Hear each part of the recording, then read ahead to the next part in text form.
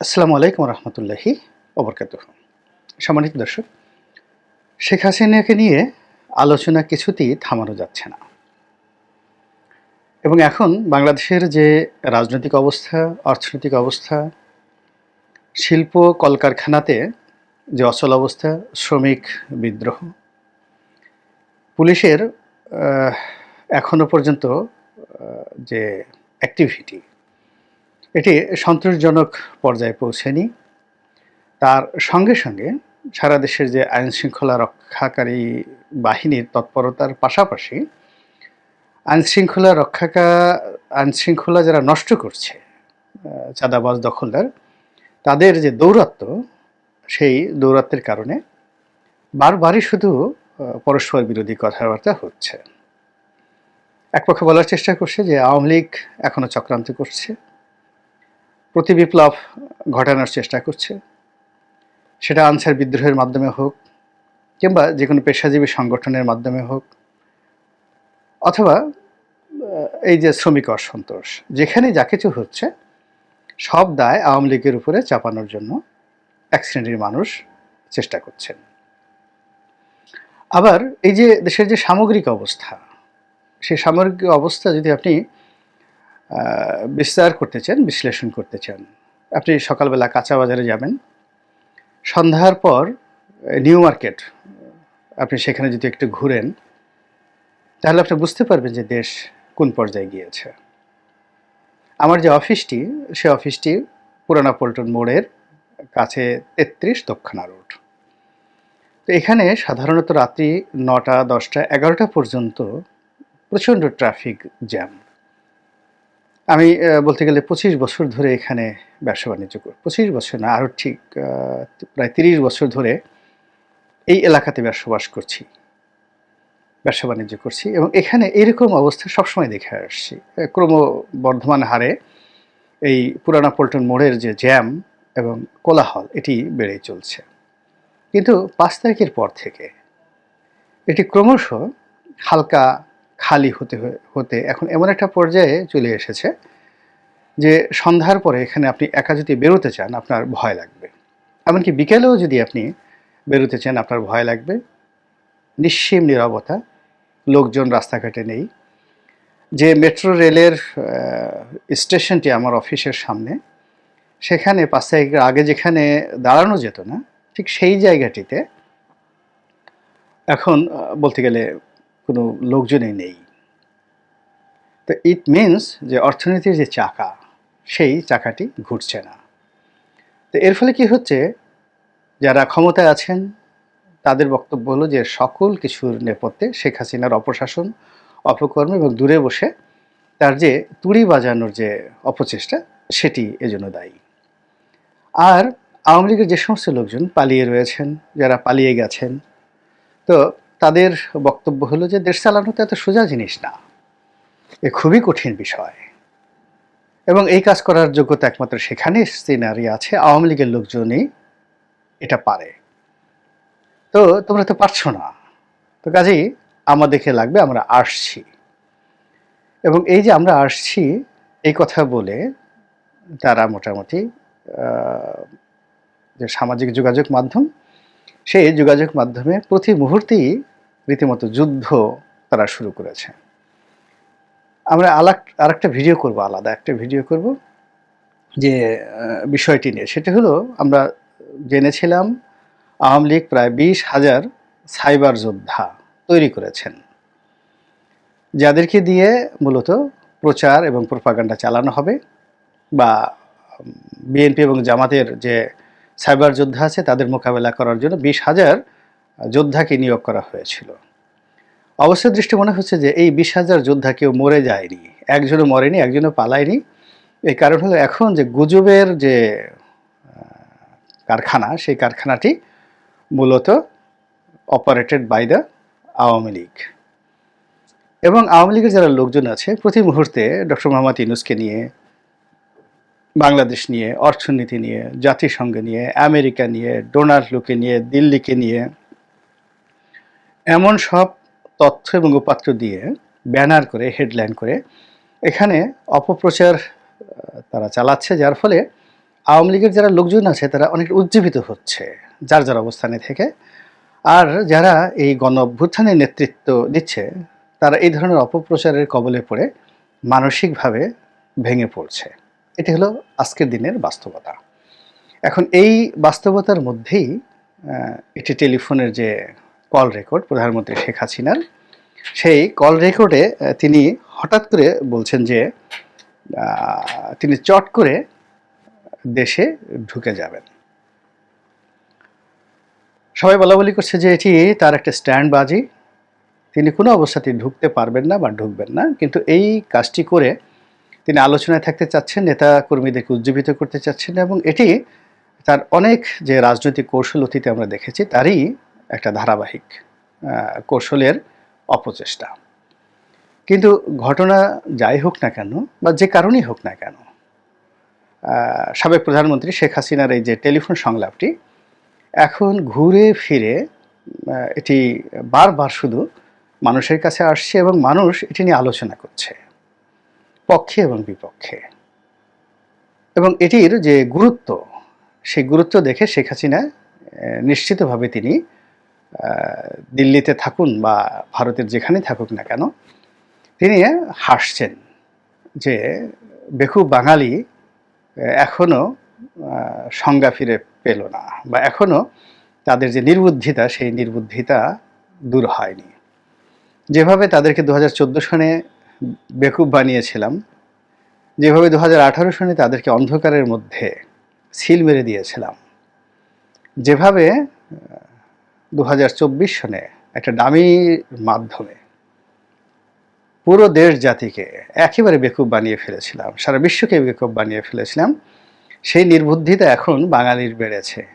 নচেত আমার একটা টেলিফোন, আমি যেখানে পুরো দেশ জাতিকে অরক্ষিত রেখে কোটি কোটি নেতাকর্মীদেরকে বাঘের মুখে ফেলে দিয়ে বঙ্গভবন, গণভবন থেকে শুরু করে সকল সরকারের স্থাপনাকে বিক্ষুব্ধ জনতার বিক্ষোভের মুখে ফেলে দিয়ে নিজের প্রাণটা নিয়ে আমি যেখানে নিরাপদে চলে গেলাম, সেই আমাকে নিয়ে এখনও বাঙালির যে উচ্ছ্বাস, বাঙালির যে আবেগ এবং আমাকে নিয়ে বাঙালির যে স্বপ্ন, সেই স্বপ্নের বহর দেখে শেখ হাসিনা নিঃসন্দেহে আগামীতে আরও নতুন কৌশলে, সেটা টেলিফোনের যে সংলাপ হোক বা অন্য যে কোনো কৌশল হোক, এটি তিনি করবেন। এবং একটা বিষয় আপনারা লক্ষ্য রাখবেন যে তার যে টেলিফোন সংলাপ, এখানে তিনি কতগুলো বিষয় বা শব্দ ব্যবহার করেছেন, যেমন চট করে তিনি ঢুকে পড়বেন, at any time, all on a sudden ইংরেজিতে যদি আমরা বলি, এটি নিঃসন্দেহে মানে যারা সীমান্তে আছেন, সেই বিজিবির যারা ব্যাটালিয়ন কমান্ডার রয়েছেন কিংবা যারা ওখানে সেক্টর কমান্ডার রয়েছেন, সীমান্ত পাহারা দেন, তাদের ঘুম হারাম করে দিয়েছে। আল্লাহ, তারা দোয়া করছে, যায় নামাজ পড়ে, যে আল্লাহ চট করে যেন আমার এলাকা দিয়ে না ঢুকে, তাহলে আমার চাকরিটা নিয়ে টানাটানি লেগে যাবে। অথবা এয়ারপোর্টে যারা আছেন, সেই আমাদের আন্তর্জাতিক 3টে এয়ারপোর্ট রয়েছে, ঢাকা বিমানবন্দর রয়েছে, সিলেট রয়েছে, তারপর চট্টগ্রাম রয়েছে, এখানে যারা সিভিল এভিয়েশনের কর্মকর্তা রয়েছেন তারাও রীতিমতো তটস্থ যে কোন সময় ভারতের একটা হেলিকপ্টার বা একটা প্লেন বা একটা প্রাইভেট জেট হুট করে এসে চট জলদি এয়ারপোর্টে নেমে যায়। ঢাকাতে নামলে এক ধরনের অবস্থা, চট্টগ্রামে নামলে এক ধরনের অবস্থা, সিলেটে নামলে এক ধরনের অবস্থা। এমনকি তিনি যদি হেলিকপ্টারে করে টুঙ্গিপাড়াতে এসে নামেন, গোপালগঞ্জে এসে নামেন, কি হবে? এই বিষয়গুলো নিয়ে কিন্তু আলোচনা হচ্ছে এবং অনেকের মধ্যে কিন্তু এটা নিয়ে নানা রকম দ্বিধা এবং সংকোচ এটি লক্ষ্য করা যাচ্ছে। তো যা হোক, শেখ হাসিনার এই কথাগুলো ফেলে দেওয়ার মতো নয়। ফেলে দেওয়ার মতো নয়, এই কারণ হলো আমরা যারা তাকে চিনি 1981 সন থেকে, তার মধ্যে কতগুলো বিষয় রয়েছে, সেটা হলো খুব দ্রুত সিদ্ধান্ত নেওয়া, একেবারে দ্রুত। 1 মিনিটের মধ্যে তিনি সেই পাহাড়ের মতো বিশাল কোনো সিদ্ধান্ত তিনি নিতে পারেন এবং অতীতে নিয়েছেন। ঝড়ের মতো রাজনৈতিক সিদ্ধান্ত গ্রহণ করা। তিনি যেভাবে এরশাদের অধীন নির্বাচনে গিয়েছিলেন, আবার এরশাদের সাথে সম্পর্ক নষ্ট করে পার্লামেন্ট থেকে পদত্যাগ করেছিলেন। একইভাবে বহুবার, বহু সময় তিনি সিদ্ধান্ত নিয়েছেন, আবার সিদ্ধান্ত থেকে ফিরে এসেছেন রাজনীতিতে। এবং তার এই সিদ্ধান্ত নেয়ার ক্ষেত্রে এবং কোনো সিদ্ধান্ত থেকে সরে আসার ক্ষেত্রে তার কোনো পরামর্শদাতা ছিল না, একজনও ছিল না। তিনি নিজে নিজে সব কিছু করেছেন এবং তার পাশের লোকটি টের পায়নি যে শেখ হাসিনা 1 মিনিট পরে আসলে কি বলতে যাচ্ছেন, কি করতে যাচ্ছেন, কি সিদ্ধান্ত নিতে যাচ্ছেন। তার ঠোঁটের কোনো লাইসেন্স ছিল না, তার চিন্তারও কোনো সীমা পরিসীমা ছিল না। তিনি একেবারে সপ্তম আকাশ ঘুরে, সারা পৃথিবী ঘুরে, বাংলাদেশের টেকনাফ থেকে তেঁতুলিয়া পর্যন্ত সব জায়গাতেই তিনি নাক গলাতেন। তো এর ফলে তার আশেপাশে যারা লোকজন আছে তারা খুব কনফিউজড, এবং সর্বশেষ তিনি যে পালাবেন, বিশ্বাস করেন তিনি যে পালাবেন, এটা মানে কেউ কল্পনাই করতে পারেনি। তার একেবারে অতি ঘনিষ্ঠজন যারা আছেন তারাও কল্পনা করতে পারেনি। শেষ সময়টা পর্যন্ত যারা গণভবনে ছিলেন, হেলিকপ্টারে ওঠার আগ পর্যন্ত তারা কল্পনাও করতে পারেনি যে শেখ হাসিনা তাদেরকে ছেড়ে পালিয়ে যাবেন। এবং শেখ হাসিনার হেলিকপ্টার একদিকে উঠছে, অন্যদিকে গণভবনের দরজা খুলে যাচ্ছে, হাজার হাজার লোক সেখানে ঢুকছে। এসএসএফের যারা সদস্য তারা কাপড় চোপড় খুলে সিভিল ড্রেস পরে, তারপরে তাদের যত রকম অস্ত্র শস্ত্র রয়েছে সব ফেলে দিয়ে প্রাণ বাঁচানোর জন্য মুখে মাস্ক পরে তারা এই জনগণের মধ্যে বিপ্লবী সেজে সেখান থেকে বের হয়ে গিয়েছে। একইভাবে আওয়ামী লীগের যে সকল নেতা ছিলেন, নেত্রী ছিলেন, সবাই ওইভাবেই তাদেরকে বের হতে হয়েছে। অর্থাৎ শেষ দৃশ্যে আপনি দেখুন যে শেখ হাসিনার সঙ্গে যারা ছিলেন তারা হেলিকপ্টারে উঠিয়ে দেওয়ার ঠিক ওই দিন 10-15 মিনিটের মধ্যে জনগণ কিন্তু সেখানে ঢুকে গিয়েছে। ফলে যারা ছিলেন তাদের কিন্তু বের হতে জীবনের ঝুঁকি ছিল, এবং সেই ঝুঁকি নিয়ে তারা বের হয়েছে। তারা যদি জানতেন যে এরকম একটা পরিস্থিতি সৃষ্টি হবে, তারা কোনো অবস্থাতেই সেই দিন গণভবনে যেতেন না। তো এই যে শেখ হাসিনার যে অস্থিরতা, হুটহাট করে অনেক কিছু করার তার যে ক্ষমতা, ইচ্ছা, অভ্যাস, এটি তার যে রয়েছে, সেই কারণে কিন্তু তিনি এখনো পর্যন্ত অনেকের জন্য হুমকি হিসাবে রয়েছেন। তিনি যে কথা বলেছেন সেটা যে তিনি করবেন না, এই কথা কিন্তু বলা যায় না। এবং তার মধ্যে অদ্ভুত অদ্ভুত সব প্ল্যান এবং পরিকল্পনা কাজ করে। যেমন তিনি 1981 সনে যেভাবে ফিরে এসেছেন, তারপর তার জীবনে অনেকগুলো উত্থান পতন ঘটেছে। প্রায় সব ক্ষেত্রে তিনি প্রচণ্ড সাহস নিয়ে এগিয়ে গিয়েছেন। তার উপরে 21শে আগস্টের গ্রেনেড হামলা হয়েছে। এত গ্রেনেড হামলার মধ্যেও তিনি পায়ে হেঁটে ক্যান্টনমেন্টে ঢোকার চেষ্টা করেছেন ওই সময়টিতে, আহতদেরকে দেখার জন্য। তাকে ঢুকতে দেওয়া হয়নি। তিনি ওই অসুস্থ অবস্থা নিয়েই তিনি পার্লামেন্টে গিয়েছেন বক্তব্য দেওয়ার জন্য। তো তার একটা স্পিরিট আছে, এটা অস্বীকার করার উপায় নেই। তবে এখনকার বাস্তবতা হলো যে আওয়ামী লীগের যারা নেতাকর্মী রয়েছেন তাদের নৈতিক মনোবল ভেঙে গিয়েছে। 2 নম্বর হলো তারা ভীত সন্ত্রস্ত হয়ে পড়েছেন এবং তারা বাস্তুচ্যুত হয়েছেন। কেউ যার যার অবস্থানে নেই।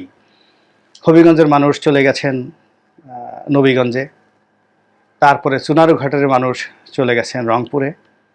এরকম নানা রকমভাবে বাস্তুচ্যুত হওয়ার কারণে আওয়ামী লীগের যে মূল নেতৃত্বটা, সেই নেতৃত্বটা এখন আওয়ামী লীগের হাতে নেই। জনগণ সব বিচ্ছিন্ন অবস্থায় রয়েছেন। সাধারণ যারা সমর্থক রয়েছেন তারা স্থানীয় বিএনপি নেতাদের সঙ্গে আতাত করে, হাতে পায়ে ধরে, মাথা নুয়ে তারা সেখানে আছেন। তো সেই অবস্থায় উনি জলদি বা চট করে যদি ঢুকে পড়েন বাংলাদেশে, তো সেটি আমার কাছে মনে হচ্ছে না যে তিনি যেভাবে আশা করছেন সেরকম কিছু একটা ঘটবে। বরং তিনি গ্রেপ্তার হয়ে যাবেন এবং গ্রেপ্তারের পরে আরও অনেক কিছু অনাকাঙ্ক্ষিত ঘটে যেতে পারে। এমনকি তার এই যে চট করে ঢুকে যাওয়ার ফলে বাংলাদেশে গৃহযুদ্ধ শুরু হয়ে যেতে পারে, যেটাকে সিভিল ওয়ার বলা হয়। এবং তাই যদি হয়, এদেশের স্বাধীনতার সার্বভৌমত্ব এটা ভারতের নিয়ন্ত্রণে চলে যাবে। আমেরিকা বা ডক্টর মোহাম্মদ ইউনূস বা আমরা যারা আছি, আমাদের যে কর্মকাণ্ড, এটা একটা নির্দিষ্ট সময় পর্যন্ত আমরা দাঁড়াতে পারবো, আমরা করতে পারবো। কিন্তু আমাদেরকে নিয়ে যদি আন্তর্জাতিক চক্রান্ত হয়, সেই চক্রান্ত মোকাবেলা করার মতো সামরিক শক্তি, সেই চক্রান্ত মোকাবেলা করার জন্য কূটনৈতিক শক্তি, অর্থনৈতিক ভিত্তি কোনোটাই কিন্তু আমাদের নেই। তো শেখ হাসিনা কি করবেন সেটা আমি বলতে পারবো না। শুধুমাত্র আমি এতটুকুই বললি, আল্লাহ রাব্বুল আলামিন যেন তাকে সুমতি দান করেন এবং তার মাথায় কোনো অবস্থায় যেন এমন ভূত না ঢুকে যার ফলে আমাদের এই দেশের স্বাধীনতা, সার্বভৌমত্ব এবং স্থিতিশীলতা নষ্ট হয়ে যায়। আল্লাহ আমাদের সবাইকে হেদায়েত দান করুন এবং হেফাজত করুন। আসসালামু আলাইকুম ওয়া রাহমাতুল্লাহি ওয়া বারাকাতুহু।